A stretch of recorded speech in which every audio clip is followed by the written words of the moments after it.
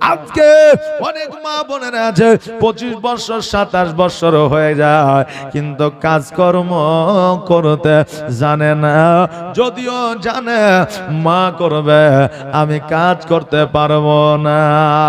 আরে মা আজকে 27 বছর পর্যন্ত তুমি কাজকর্ম করো না, কিন্তু 27 বছর বয়স পর্যন্ত আমার ফাতেমা হায়াতে ছিলেন, আর ওই 27 বছরের মধ্যে কত শিক্ষা আমাদের মা বোনেদের দিয়ে গেছে, জোরে বলেন সুবহানাল্লাহ।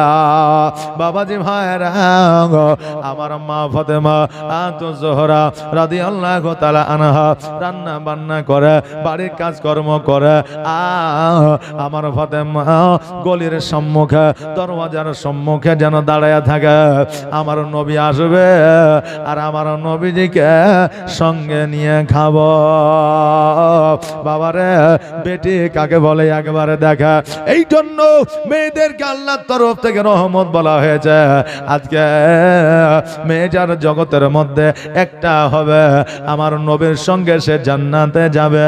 কিন্তু বর্তমানে আমাদের যে মেয়ে জান্নাতে আমার নবী নিয়ে গেলেও আপনার আমার মেয়ে জান্নাতে যাইতে দিবে না। কেননা একজন নারী জগতের মধ্যে যখন আসে তাকে পর্দার সহিত চলতে বলেছে। আজকে বাপ মা যদি পর্দা করতে বলে ওই কন্যা পর্দা করে না। আজকে ওই কন্যা কলেজে গেলে পুরুষ ছাড়া কলেজে যাওয়া হয় না। আজকে পুরুষের সঙ্গে বন্ধুত্ব রাখা। আজকে ওই নারী বিনা মাথায় ওড়না দিয়ে রাস্তা পথে চলে। আমার নবী বলেছে একটা কন্যার কারণে বাবা 3 জন যাবে জাহান্নামে। 1 নম্বর হলো তার বাপ, 2য় নম্বর হলো তার বড় ভাই, আর 3য় নম্বর হলো তার স্বামী।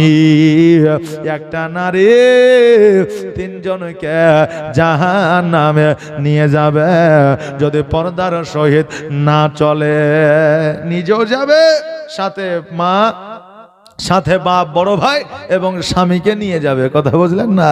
কিন্তু ওই মেয়ে যদি আপনার পর্দার সহিত চলে, ওই মেয়ে যদি মাথায় কাপড় দিয়ে চলে, ওই মেয়ে যদি সুচরিত্রের হয়, তবে বাপ মা ভাই বন্ধু এবং স্বামীকে জান্নাতে নিয়ে যাবে।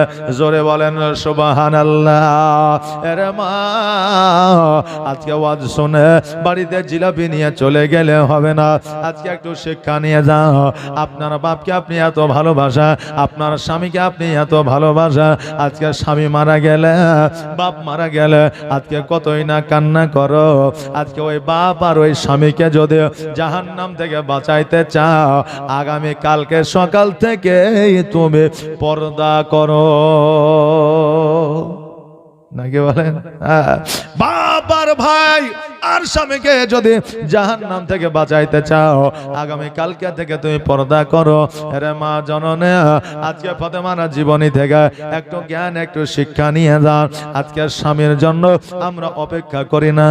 স্বামী কখন আসবে জানি না। পেটে খিদে লেগেছে, আমরা খাইতে আরম্ভ করে দেয়।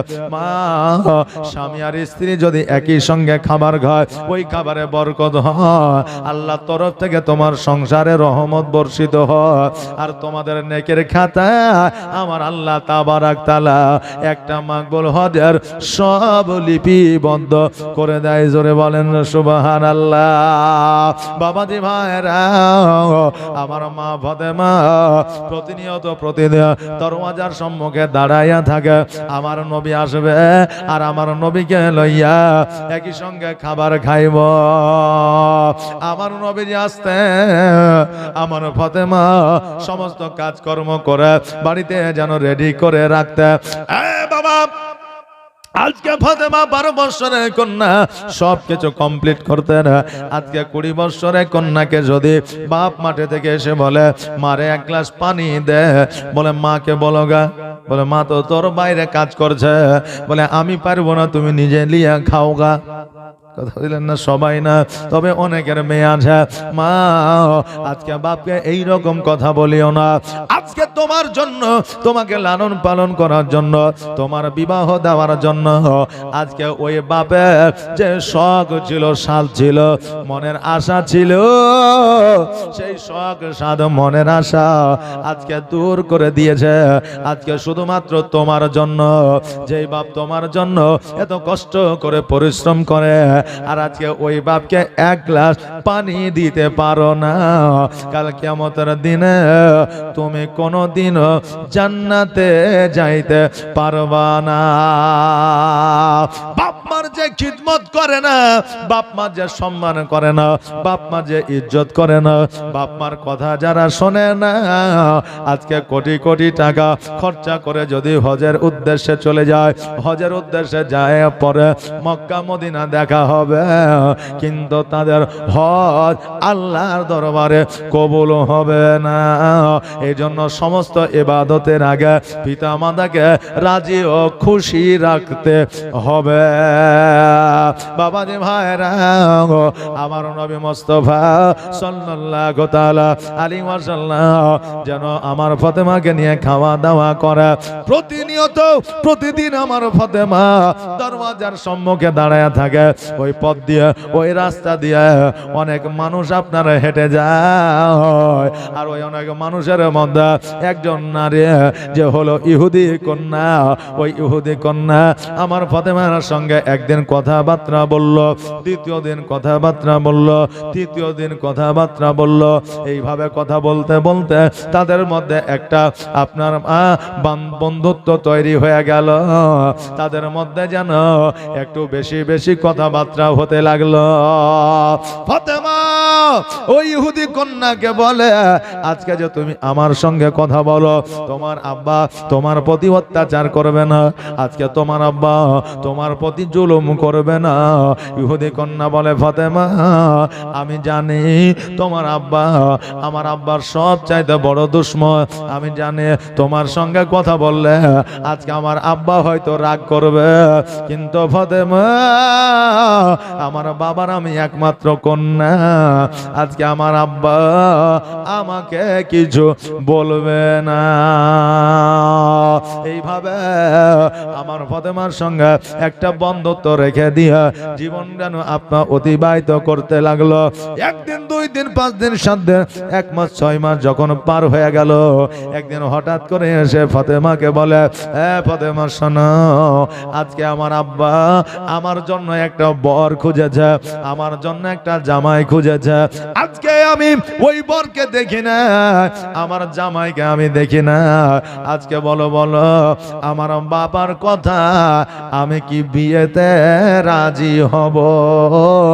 আজকে আমাদের মা বোনেরা, যুবতীরা অনেকেই আছে, বাপ মা যদি বিয়ে ঠিক করে, আজকে বান্ধবীদের সঙ্গে আলোচনা করে, আমি আমার স্বামীকে দেখলাম না, না জানি কেমন, আসলে তার চেহারা কেমন, কালো না ধলো, বলো আমি বিয়ে করব কিনা? বন্ধু বান্ধবীকে বলে কি বলে না? দেখলামই না, এখন বিয়ে করার পরে যদি দেখে মাথায় চুল নাই, টাকুরা কালো, তাহলে তো আমার সবই গেল, তাহলে কি করব বল?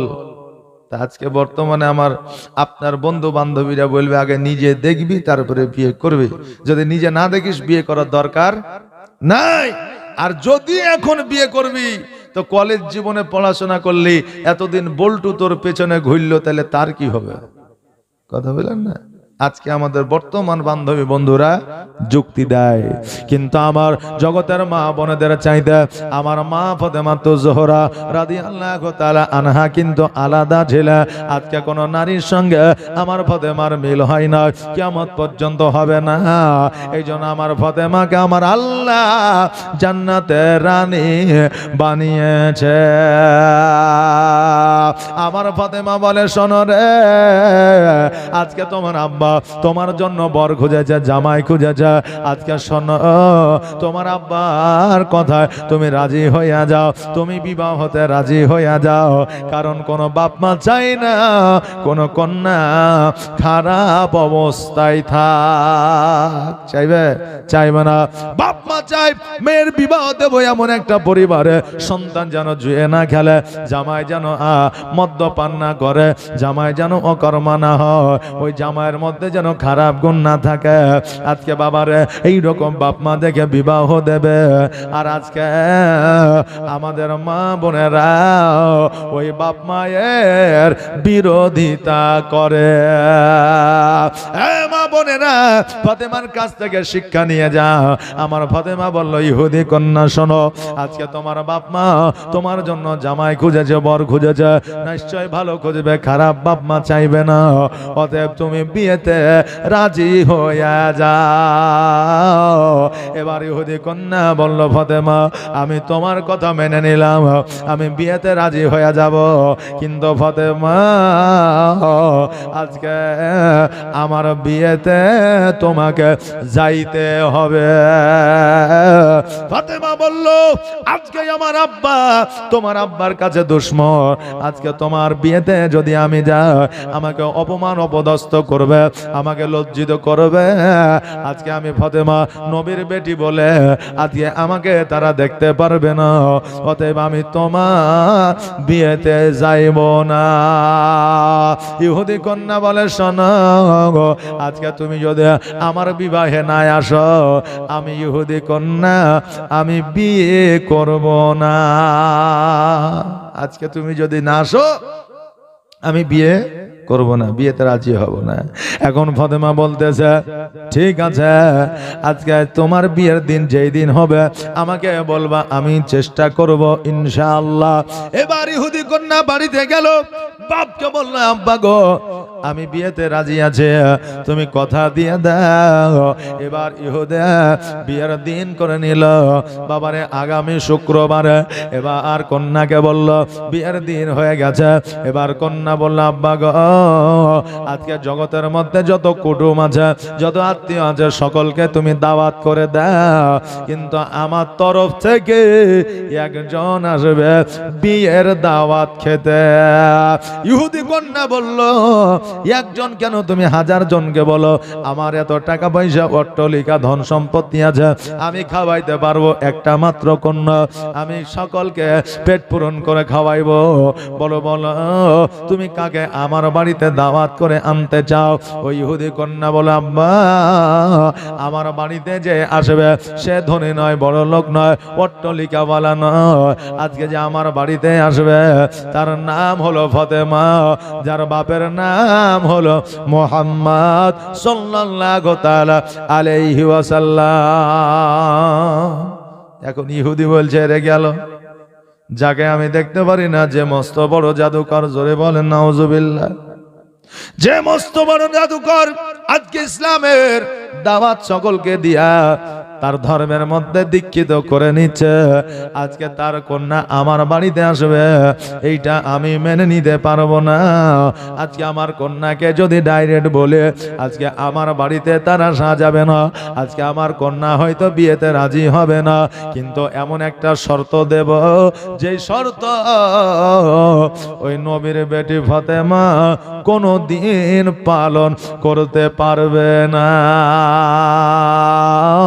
এই জন্য ইহুদি কন্যাকে বলল, এ বেটি শোনো রে, আজকে তুমি যাকে দাওয়াত করছো সে একজন গরিব মানুষ, আজকে সে আমার বাড়িতে যখন আসবে, আমার বাড়িতে কত বড় বড় মানুষ, কত ধনী ব্যক্তি, কত সম্মানীয় ব্যক্তি, টাকা পয়সা वाला ব্যক্তি ভালো ভালো নতুন নতুন পোশাক পরে আসবে, আর যে ফাতেমাকে তুমি দাওয়াত করতে চাও আজকে ওই ফাতেমার নতুন পোশাক নাই, আজকে পুরানো পোশাক পরে যখন আমার বাড়িতে আসবে, আজকে ওই ফাতেমা লজ্জিত হবে, অনেকেই তাকে অপমানিত করবে। আজকে ওই ফাতেমা যদি লজ্জিত হয়, তুমি লজ্জিত হয়ে যাবা। অতএব ফাতেমা যদি আমার বাড়িতে আসতে চাও, তুমি যদি নিয়ে আসো, ওই ফাতেমাকে অপমান থেকে যদি বাঁচাতে চাও, তবে একটা নতুন পোশাক পরে আসতে বলিও। ইহুদির কি চালাকি এখনো পর্যন্ত তো ইহুদিরা মুসলমানের পথে চালাকি করে রে বাবা।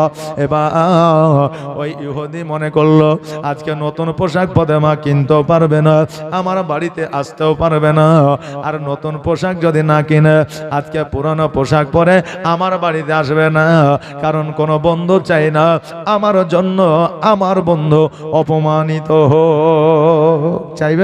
চাইবে না। কিন্তু বর্তমানে কিছু বন্ধু আছে মৌখিকভাবে আপনার ফ্রি ফায়ার খেলা, ক্যারাম বোর্ডে খেলা, তাস খেলা, জুয়া খেলা, মদ্যপান করা, এইরকম বন্ধু আছে যাদের মধ্যে বাবা ওপরে বন্ধুত্ব কিন্তু ভিতরে বন্ধুত্ব না। 10টা টাকার জন্য ওই বন্ধুকে তুলে আছাড় মারিয়ে দিবে কি দিবে না? একজন দুইজন বন্ধু রাস্তা দিয়ে হেঁটে যাচ্ছে আর বলছে বন্ধু আমার জন্য যদি কেউ 10 লাখ টাকা দেয়, যে তোকে 10 লাখ টাকা দিব তাহলে তুই তোর বন্ধুত্ব ছেড়ে দে, কি করবি? যে খেপা পেয়ে 10 লাখ কেনা 10 কোটি টাকা দিলেও ছেড়ব না, তুই আমার জানের বন্ধু, কলজার বন্ধু, পরাণের বন্ধু। এই কথা বলতে বলতে রাস্তা দিয়ে চলে যাচ্ছে, দেখছে 10 টাকা পড়ে আছে রাস্তায়, 10 টাকা পড়ে আছে। কে আগে 10 টাকা নিবে এই জন্য মারামারি শুরু হয়ে গেল। এতক্ষণ 10 কোটি টাকা দিয়ে বন্ধুত্ব ছাড়তো না, আর 10 টাকার লাগে মারামারি শুরু হয়ে গেল। এইগুলো বাবা মৌখিক বন্ধু অনেক আছে যারা সুযোগ পেলে পেছন থেকে বন্ধুকে ছোড়া মারে। বাবাজি ভাইরা, এই জন্য যদি আসলে বন্ধু হয় তবে একজন বন্ধুর অপমান অপদস্থ অপর বন্ধু সহ্য করতে পারবে না।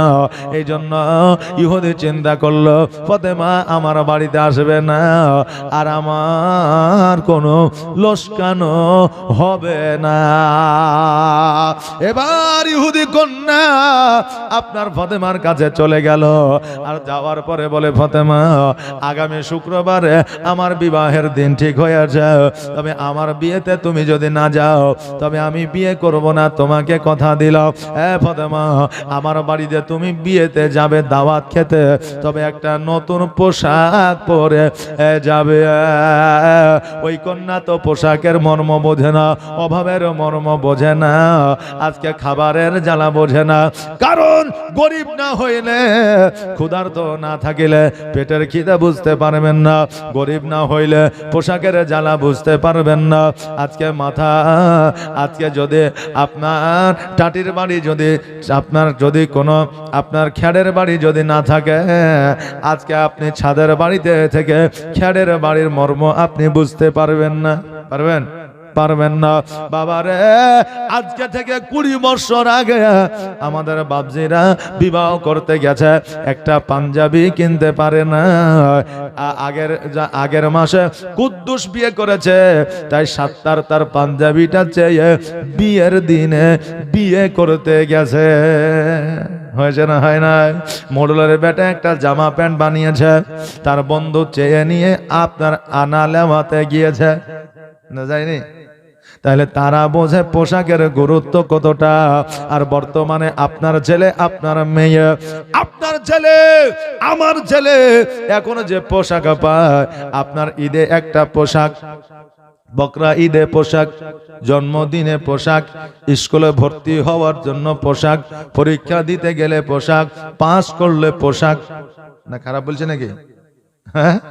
পোশাকের অভাব নাই, তারা পোশাকের মর্ম বুঝবে না, পোশাকের মর্ম তারা বুঝবে না। অভাব যেহেতু নাই, ইহুদি কন্যা কিন্তু জানে না অভাব কাকে বলে, কারণ তার বাড়িতে তো অভাব না। এইদিকে আমার ফাতেমা তো জোহরা রাদিয়াল্লাহু তাআলা আনহা অঝর নয়নে কান্না করে, আল্লাহ আমি যদি ইহুদি কন্যা বিয়েতে যদি না যায়, ওই কন্যা বিবাহ করবে না, আর বিবাহ যদি না করে আজকে আমি ফাতেমা আমার জন্য বিবাহ করে নাই এটা প্রকাশ পাবে, আর এটা যদি প্রকাশ পায় আমাকে লোকে মন্দ বলবে, আর আমাকে যদি মন্দ বলে নবীর মান ও ইজ্জতের হানি হবে। আল্লাহ তুমি সহ্য করতে পারবে না। ও গো আল্লাহ, ইজ্জতের মালিক বেইজ্জতের মালিক তুমি। আল্লাহ গো আমি তোমার উপরে ছেড়ে দিলাম, তবে আমার আব্বা আমাকে একটা নতুন পোশাক কিনে দিতে পারবে পারবে না। আহারে এখন বাপে এত কষ্ট করে রোজগার করে টাকা জমিয়েছে, ছেলে কিন্তু বোঝে না বাপের কষ্টটা। আজকে 15 বছর হইলে বাপের কাছে মোবাইলের দাবি করে, একটা মোবাইল কিনে দাও। এখন বাপে যদি মনে করে 5,000 দিয়া মোবাইল কিনে দিব, তো বেটা 5,000 লিবে না, 50,000 দিয়া আইফোনও লিবে। কথা বলেন না? কিন্তু বাপে কষ্ট করে জমিয়েছে ছেলের সুখের জন্য, বাবা ওই টাকাটা সন্তানের জন্য মোবাইলে ব্যয় করে দেয়।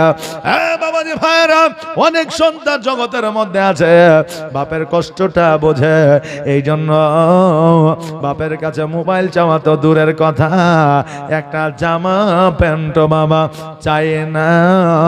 কারণ চাইলে আমার বাবা দিতে পারবে না, আর বাবা যদি দিতে না পারে আমার বাবা লজ্জিত হবে। হবে কি হবে না? এই জন্য অনেক সন্তান আছে দরকার হলেও বাপের কাছে চাই না, কারণ সে জানে বাপ দিতে পারবে না। বাবারে, আমি নিজের প্র্যাকটিক্যাল কথা আমি একটা বলে দিয়ে যাই। আমি যখন মাদ্রাসায় পড়তাম তখন আমার আব্বা ভ্যান চালাতো, ভ্যান চালক বুঝেন, ভ্যান চালাতো, দিনের মধ্যে 20 থেকে 25 টাকা রোজগার করতো। এখন আমার ছোট ভাই পড়তো, বোন পড়তো, আমি পড়াশোনা করতাম। তখন 7.5 টাকা 7 টাকা কেজি বাবা চাউল ছিল, চাল ছিল, বুঝলেন না, চাল ছিল। বাবাজি ভাইরা, ওই টাকার মধ্যে জীবনে কোনোদিন একসঙ্গে 50 টাকার নোট দেখতে পাইনি বাবারে। এখন ওই সময় বাপের কাছে কিন্তু আমি বই কিনে চাইনি, কারণ একটা সাবজেক্ট যদি আমি কিনতে যাই মোটামুটি 1200 থেকে আপনার 1000 টাকা দাম আছে, আমার বাপ দিতে পারবে না। এই জন্য খতম পড়ে টাকা জমায় রাখতাম, আর বাবা ওই টাকা দিয়ে সেকেন্ড হ্যান্ড বই কিনতাম। আগে কিনতো না, 1 বছর পড়েছে তারপরে বছর আবার কিনেছে, এরকম সেকেন্ড হ্যান্ড বই কিনতাম, আর কেনার পরে ওই বই আপনার লেখাপড়া করতাম। বাবা যে ভাইরা, অনেক সন্তান আছে বাপের কষ্ট বোঝে, মায়ের কষ্ট বোঝে, আবার অনেক সন্তানেরা আছে বাপের কষ্ট মায়ের কষ্ট বোঝে না। এইটা দরকার আমাকে দিতে হবে, নইলে আমের গাছে ফাঁসি দিয়ে দিব, ঘাস মারা বিষ খাইয়া লিব। এখন দেখছে যে বেটা আমার একটাই সম্পদ, আমার একটাই কোল খালি হয়ে যাবে, এই জন্য বুঝলেন হয়তো এলএনটি থেকে, বন্ধন থেকে, গোষ্ঠী থেকে লোন তুলে মোবাইল আর বাইক কিনে ছেলেকে দিচ্ছে। কথা বুঝলেন না? তাহলে ওই সন্তানেরা বাপ মার কষ্ট বোঝে না, তাহলে ওই সন্তানেরা বড় হয়ে আর বাপ মার জন্য কি ভালো করবে? 18 বছর 20 বছর বয়সে যদি বাপ মার কষ্ট না বোঝে, তাহলে শেষ বয়সে বাপের জন্য আর কি করবে বাবা? কথা বুঝতে পারলেন না? এই জন্য যুবকের উদ্দেশ্যে আমি বলে যাই, যুবক রে, কোনদিনের তরে কথার দ্বারা, বলার দ্বারা, চলার দ্বারা তোমার বাপ মা যেন কোনো রকমের কষ্ট না পায়। যদি কিঞ্চিত পরিমাণ কষ্ট পেয়ে যায়, তোমার কোনো উপাসনা ইবাদত বান্দেগি আল্লাহর দরবারে কবুল হবে না। বাবাজি ভাইরা, ওগো আমার মায়েরা, এইদিকে আমার ফাতেমা তো জোহরা রাদিয়াল্লাহু তাআলা আনহা ঘরের মধ্যে যেন চুপ করে বসে আছে। আমার নবীজি বাড়িতে প্রবেশ করলেন, প্রবেশ করার পরে আমার নবীজির মুখখানা দেখে বুঝতে পারলেন ফাতেমা কোনো চিন্তা করে। আমার নবীজি বলে, ফাতেমা, আজকে তোমার মনটা কেন খারাপ? আজকে জান্নাতি রানীর মুখে হাসি কেন দেখা যায় না? আচ্ছা, সন্তান যদি কোনো চিন্তায় থাকে বাপ মা বুঝতে পারে কি পারে না? জি বলেন, পারে কি পারে না? পারে। এখন সন্তান মনে করে বাপ মা হয়তো বুঝতে পারে না। সন্তান চায়ের দোকানে রাত 10টা পর্যন্ত বিড়ি খেলো আর সিগারেট খেলো, বাড়িতে আসার সময় ঝটঝট করে কুলি করে একটু এদিক ওদিক করে হাড়গোড় করে বাড়ি ঢুকছে, কই মা খাবার দাও। মনে করছে যে আমার মা বাপ কিছুই জানতে পারবে না, বুঝলেন? রাতের বেলায় ঘরে ঢুকে মোবাইলে বুঝলেন পর নারীর সাথে সারা রাত কথা বলছে দরজা লাগিয়ে, মনে করছে বাপ মা জানে না। কথা বুঝতে পারলেন না? বাপ মা এমন কোন সন্তানের খবর নাই যে বাপ মা জানে না, সব জানে, কিন্তু লজ্জায় মান সম্মানে ছেলেকে কিছু বলে না। তুমি সিগারেট খেয়েছো, তুমি বড় হয়েছো, তোমাকে বকা দিলে, তোমাকে মারলে বাপেরও ইজ্জত যাবে, ছেলেরও যাবে, নাকি বলে? এই জন্য ছেলেকে কিছু বলে না। তাই বলে তুমি এটা ভাবিও না যে বাপ মা কিছু জানে না, এটা নয়। বাপ মা সব কিছু জানে, জানার পরেও তোমাকে কিছু বলে না। কেন? সমাজ খারাপ, যুগ খারাপ, এটা কলিযুগ চলছে। ছেলেকে বলতে গেলে কখন হয়তো আমাকে বলে দিবে যে তুমিও একদিন মাঠে বসে বিড়ি খেয়েছো, দেখেছি, তাই আমিও খাচ্ছি, নাকি? কথা বুঝলেন না? এই জন্য বাপ মা কিছু সন্তানদের বলে না, কিন্তু সন্তানদের মুখ দেখলেই মা বাপ বুঝতে পারে। তার কারণ এই বাপ মায়ের সাথে সন্তানের কোন রকম বন্ধুত্বের সম্পর্ক নাই, আত্মীয়তার সম্পর্ক নাই, নেটওয়ার্কের সম্পর্ক নাই, ডাইরেক্ট দিল কা কানেকশন আছে। জোরে বলেন সুবহানাল্লাহ। এই জন্য বাপ মা সব সন্তানের পেরেশানি বুঝতে পারে। সন্তান চেন্নাই, বোম্বাই, ইরাক, ইরান, আপনার আরবে আছে, দেখবেন সন্তান যদি অসুস্থ হয়, সন্তান যদি কষ্ট থাকে, সন্তান যদি না খেয়ে থাকে, তো মা এখান থেকে বুঝতে পারে সন্তান নিশ্চয়ই কোনো বিপদে আছে। জোরে বলেন সুবহানাল্লাহ। তার কারণ মায়ের দিলের সঙ্গে সন্তানের দিলের কানেকশন আছে। এই জন্য সন্তান ব্যথায় ব্যথিত থাকলে মা জানতে পারে, আরব থেকে ভারত পর্যন্ত। জোরে বলেন সুবহানাল্লাহ। আমার নবী বলে, ফাতেমা আজকে তোমার মনটা কেন ভারে? আজকে তোমার আমার জান্নাতের রানের মুখ থেকে কেন হাসি আসে না? আমার মা ফাতেমা বললে, ইয়া রাসূলুল্লাহ, ইয়া হাবিবাল্লাহ, নবী গো, আজকে ইহুদি কন্যার সঙ্গে আমার বন্ধুত্ব তৈরি হয়ে যায়। আগামী শুক্রবারে আমাকে দাওয়াত দিয়েছে, একটা নতুন পোশাক পরে যাইতে বলেছে। আমি যদি না যাই, ইহুদি কন্যা বিবাহ করবে না। ও আব্বা, আমি নতুন পোশাক কোথায় পাবো? আর আমি কেমন করে ইহুদি কন্যা বিয়েতে যাব? আমার নবী বলে, ফাতেমা তুমি চিন্তা করিও না মা, কারণ আমার আল্লাহ তাবারাক তাআলা তিনি বলে দিয়েছে, আমাকে তোমরা রাজি করো, আর আমার কাছে যেটা চাইবা আমি আল্লাহ তোমাকে দিব।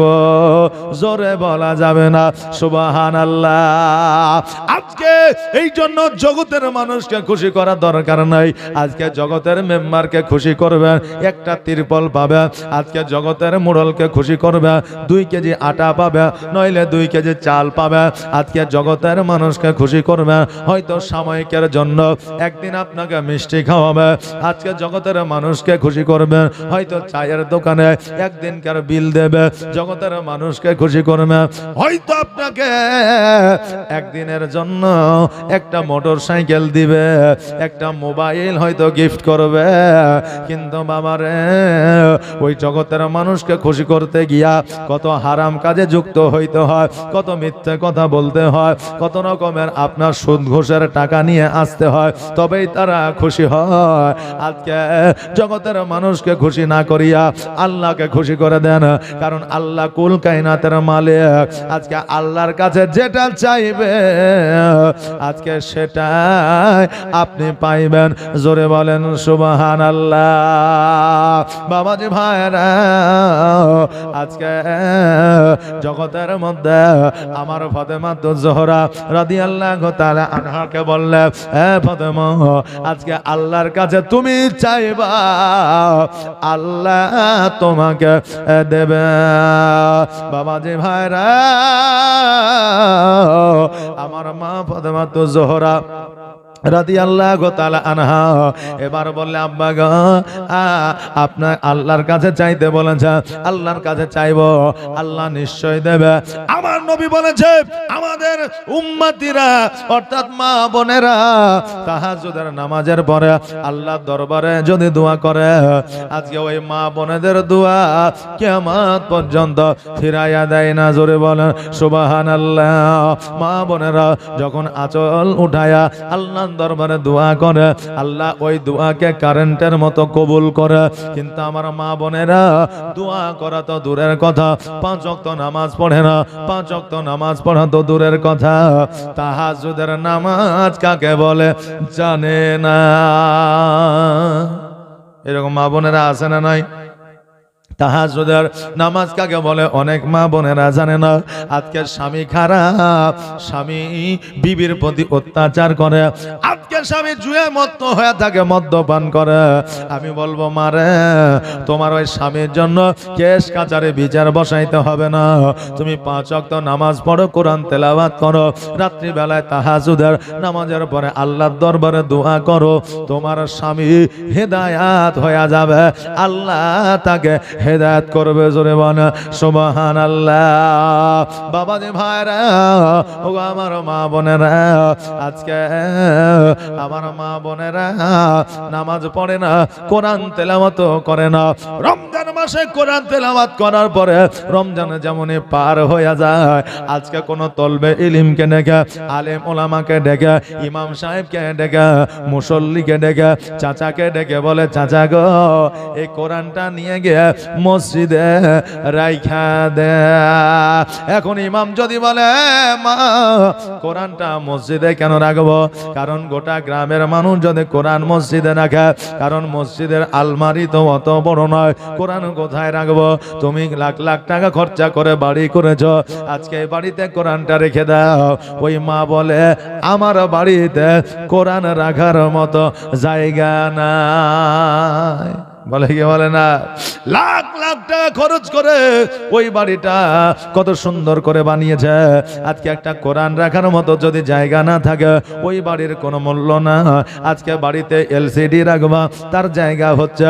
আজকে বাড়িতে ওয়াইফাই কানেকশন করবা, তার জায়গা হচ্ছে। আজকে বাড়িতে টিভি রাখবা, তার জায়গা হচ্ছে। আজকে বাড়িতে একটা ফ্রিজ রাখবা, তার জায়গা হচ্ছে।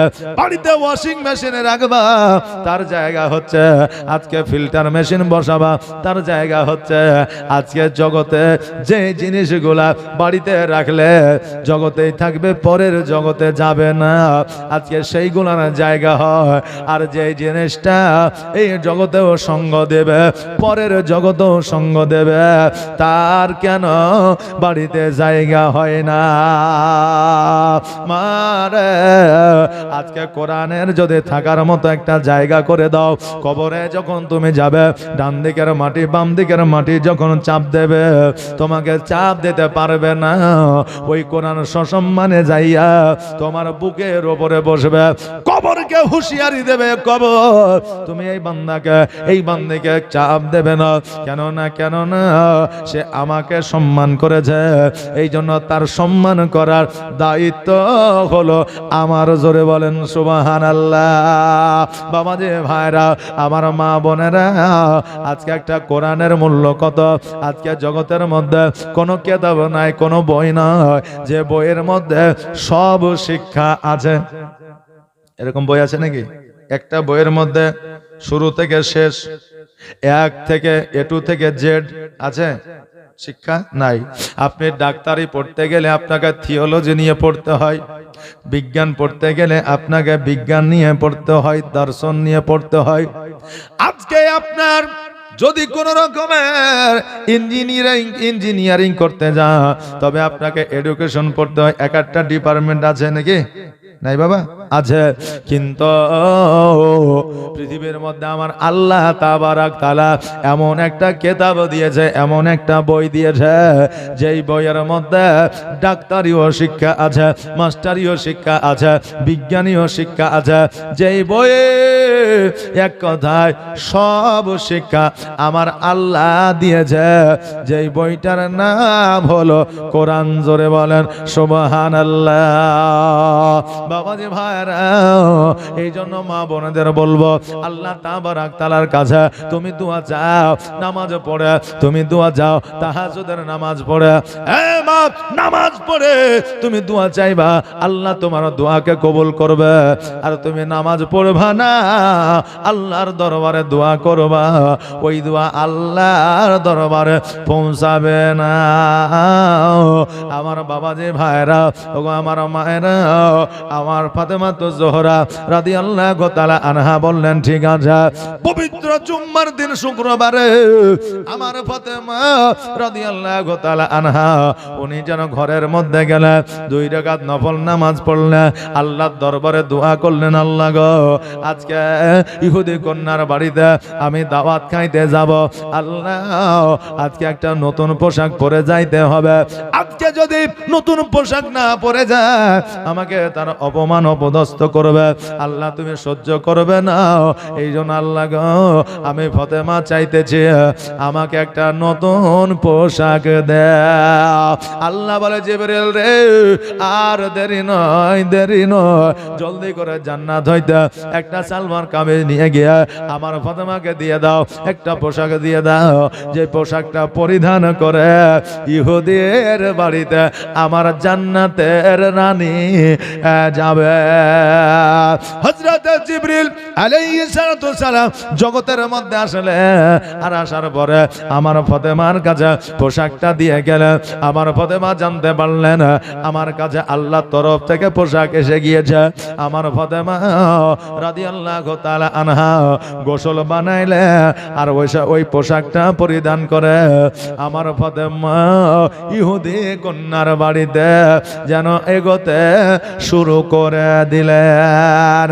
এইদিকে ইহুদি কন্যা আমার ফাতেমার দিকে তাকায় আছে কখন আসবে, আর এইদিকে ইহুদি কন্যার বাবা ওই ইহুদি অনেক নারীকে অনেক মহিলাকে আপনার ফিট করে রেখেছে, যেমনই ফাতেমা বাড়িতে ঢুকবে আর অমনি তোমরা এমন কথা বলবে, এমন ভাবে ব্যঙ্গ করবে, এমন ভাবে অপমান করবে, এমন ভাবে লজ্জিত করবে, ওই ফাতেমা আমার বাড়িতে ঢুকা তো দূরের কথা দরওয়াজা থেকে যেন নিজের বাড়ি চলে যায়। এরকম হয় না বাবা? কোন মানুষকে পছন্দ লয় তাকে হাতে মারবো না কিন্তু ভাতে মারবো নাকি, এমন কথা বলবো আমার বাড়িতে থাকবেই না, তাই না? জামাই এই দেখেন জামাই গেছে শ্বশুর বাড়িতে, এখন শ্বশুর বাড়িতে যাওয়ার পরে এখন শাশুড়িকে বলছে যে মা তাহলে বাড়ি চলে গেলাম, শাশুড়ি বলছে তাহলে খাইয়া যায় গো, হ্যাঁ? তো জামাই বলছে না আমার খাবো না, তো বলছে না খাইয়া যাও। এমন কোন শাশুড়ি আছে যে জামাইকে খালি মুখে বাড়ি বেঠায়? জি, ইচ্ছাকৃত ভাবে তো বেঠায় না। শাশুড়িদের মন চাই যে না জামাইকে খাওয়াবো। এবার বললো ঠিক আছে যেমন রান্না বান্না করবেন তো করেন, আর জামাই এদিকে দেখছে যে মুরগা তো হবে নাকি বলে, এখন দেখছে যে এখন শাশুড়ি দেখছে যে না মুরগা তো জামাইকে দিব না, তো ডাইরেক্ট তো বলা যাবে না, তবে আজকে দিব আগামীতে যেন চাইতে না হয় আর দিতেও যাতে না হয় এই ব্যবস্থা করবো, এটা ডাইরেক্ট আর বলা যাবে না। এই জন্য শাশুড়ি কিন্তু রান্না বান্না করে এখন জামাইকে খাইতে দিয়েছে। এখন আপনি কারো বাড়ি বেড়াতে গেলে চা করেছে, ডিম করেছে, বিস্কুট করেছে, মিষ্টি করেছে, এখন আপনি তো মৌখিক ভাবে বলবেন যে এত কিছু করার কি দরকার ছিল, এক কাপ চা করলে হইতো নাকি, তাই না? বলি না, বলি, কিন্তু ও কি ঘুরিয়ে দিয়ে বেড়াই যে নিয়ে চল যাও খাবো না তো খেলে, এটা মৌখিক ভাবে বলে না। তো এখন জামাই মৌখিক ভাবে বলছে যে মা গোস্ত রান্না করার কি দরকার ছিল, সবজি ভাত দিলেই খায়া বাড়ি চলে যেত। তো এখন শাশুড়ি বলছে জামাই আমার 14-15টা মুরগি, তো একটা কাটলাম তো কি হলো জানবো, শিয়াল কুকুরে খাইয়ে যেতে, কথা বললেন না? এখন জামাই চিন্তা করছে যে আমাকে অপমান করলে না আমার মান ইজ্জত বাড়াইলে, বুঝলেন না? ওই জামাই আর মুরগি খেতে চাইবে যে চাইবে না। হ্যাঁ বাবা, এমন কথাই আছে যেই কথাতে ডাইরেক্ট বলা হয় না, আবার ইনডাইরেক্ট হয় না, যারা বোঝার মতো তারা বুঝে ফেলে। বাবারে ওই রকম ভাবে ইহুদি বলেছে কন্যাদের নারীদের ফিট করেছে, ফাতেমা যেমনই ঢুকবে তাকে এমন ভাবে লজ্জিত করবে, এমন ভাবে কথাবার্তা বলবে যেন ফাতেমা লজ্জিত হইয়া বাড়ি চলে যায়, আমার বাড়িতে যেন আর না থাকে। বাবা এবার আমার ফাতেমা তো জোহরা রাদিয়াল্লাহু তাআলা আনহা যেমন দরওয়াজা দিয়ে ইহুদির বাড়িতে ঢুকে যায়, আর যে সমস্ত নারীরা আমার ফাতেমাকে অপমান করবে বলে দাঁড়িয়ে আছে তাদের জবান যেন বন্ধ হয়ে গেছে, আর চোখগুলো খুলে দিয়ে আমার ফাতেমার দিকে যেন টুকটুক করে তাকাইতে আছে। জোরে বলেন সুবহানাল্লাহ।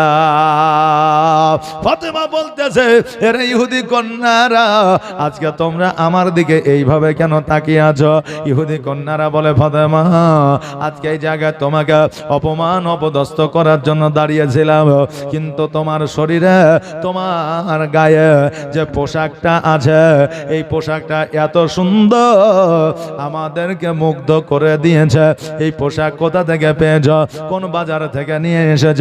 কোন হাটে থেকে নিয়ে এসেছ? আমাদের স্বামীরা এত কোটিপতি লাখপতি, আমাদের এত হীরামণি মুক্তা সোনা দানায় আছে, আমরা কিনতে পারলাম না, বাজারে খুঁজে পাইলাম না, কোন আপনার মহাজন আমাদের এই রকম পোশাক দেখাইতে পারলো না, আর আজকে তুমি এত সুন্দর পোশাক কোথা থেকে নিয়ে এসেছ? ফাতেমা বলে, শোনো রে, এই পোশাক টাকা দিয়ে পাওয়া যায় না, এই পোশাক বাজারে গেলে পাওয়া যাবে না, হাটে গেলে পাওয়া যাবে না, বস্ত্রালয় গেলে পাওয়া যাবে না। এই পোশাকটা যদি নিতে চাও ইহদিনা সিরাতাল মুস্তাকিমের পথের প্রতীক হইতে হবে, আর আমার নবীজের কালেমা পড়তে হবে। ইহুদি কন্যারা বলল, ফাতেমা আজকে এই পোশাকের প্রতি আমরা পাগল হয়ে গেছে, আজকে তোমার আব্বা প্রিয় নবী মুস্তাফা সাল্লাল্লাহু তাআলা আলাইহি ওয়াসাল্লামের কালেমা আমরা পড়তে যাই। সঙ্গে সঙ্গে কালেমা পড়লে লা ইলাহা ইল্লাল্লাহু মুহাম্মাদুর রাসূলুল্লাহ সাল্লাল্লাহু তাআলা আলাইহি ওয়াসাল্লাম। নবীর প্রেমে পাগল হইলে, নবীর প্রেমে পাগল হইলে আমার আল্লাহ তাআলা খুশি। নবীর দরুদ পড় দিবা নিশি, নবীর প্রেমে পাগল হইলে, নবীর প্রেমে পাগল হইলে আমার আল্লাহ তাআলা খুশি। নবীর দরুদ পড় দিবা নিশি, নবীর দরুদ পড় দিবা নিশি। ও কি নবীর প্রেমে পাগল হইলে আমার আল্লাহ তাআলার দিদার মিলে গো। ও কি নবীর প্রেমে পাগল হইলে আমার আল্লাহ তাআলার দিদার মিলে গো। থাকো যদে যদ বাহালে, থাকো যদে যদ বাহালে হইয়া প্রেম দাসে নবীর দরুদ পড় দিবা নিশি। নবীর প্রেমে পাগল হইলে, নবীর প্রেমে পাগল হইলে আমার আল্লাহ তাআলা খুশি। নবীর দরুদ পড় দিবা নিশি, নবীর দরুদ পড় দিবা নিশি।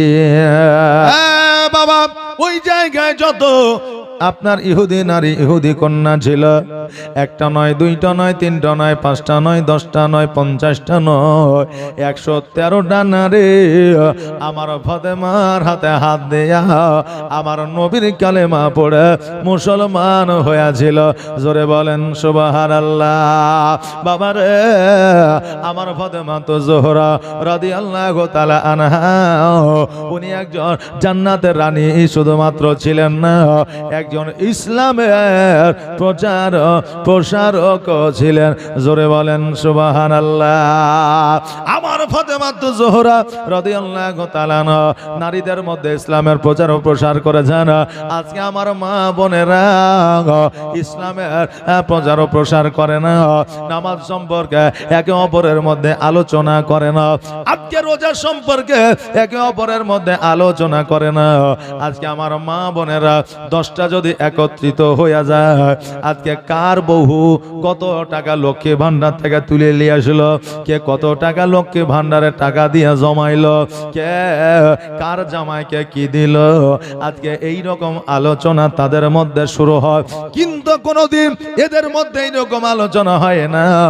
তুমি তো নামাজ পড়ো, আমাকে তুমি নামাজটা শিখিয়ে দাও, আমিও আগামীতে নামাজ পড়ব, এরকম আলোচনা নাই। কথা বললাম না?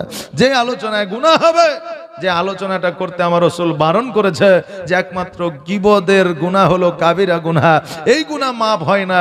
আমার মা বোনেরা বেশিরভাগই দেখবেন ওই গীবতের গুনাহতেই যুক্ত হয়ে যায়। কথা বললেন না আমার মায়ের জাতেরা? এই জন্য মা বোনদের বলবো যে গীবত থেকে বেঁচে থাকবেন, পরনিন্দা পরচর্চা থেকে বেঁচে থাকবেন। এটা বিরাট অঙ্কের গুনাহ, এই গুনাহ আল্লাহ তাবারক তাআলা মাফ করবেন না। বাবাজি ভাইরা, আমার মা ফাতেমা জোহরা রাদিয়াল্লাহু তাআলা আনহা 113টা নারীকে মুসলমান বানায়া ওই জায়গা থেকে আমার ফাতেমা জোহরা রাদিয়াল্লাহু তাআলা আনহা সুসম্মানে যেন বাড়ির দিকে অগ্রসর হইলেন। আল্লাহ যদি কারো মান বাঁচায়া নেয়, পৃথিবীর কেউ তাকে বেইজ্জত করতে পারে না। আর আল্লাহ যদি কাউকে বেইজ্জত করে, তার যতই টাকা পয়সা ধন সম্পত্তি থাক না কেন, তাকে ইজ্জত কেউ দিতে পারে না।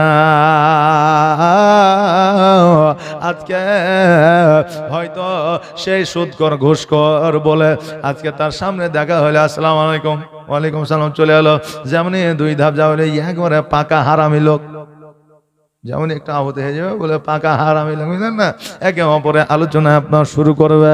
হ্যাঁ বাবা, এক কথায় আমার আল্লাহ তাবারক তাআলা যাকে ইজ্জত দিয়েছে, পৃথিবীর কেউ তাকে বেইজ্জত করতে পারবে না।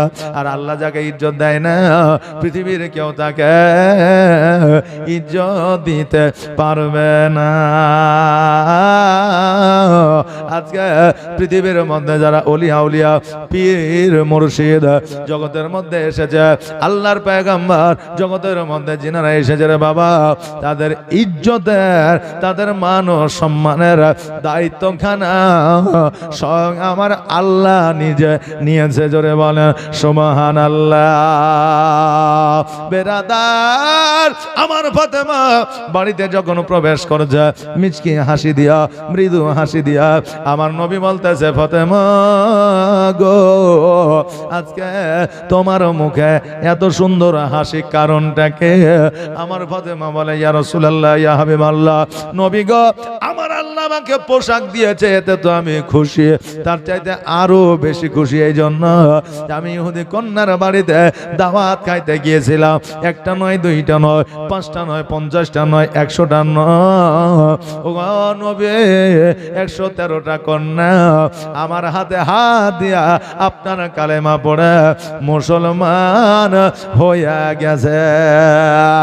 আমার নবী বলে, ফাতেমা, এই জন্য আমার আল্লাহ তাবারক তাআলা তোমাকে কাল কিয়ামতের দিনে জান্নাতের সরদারিনী বানাবে।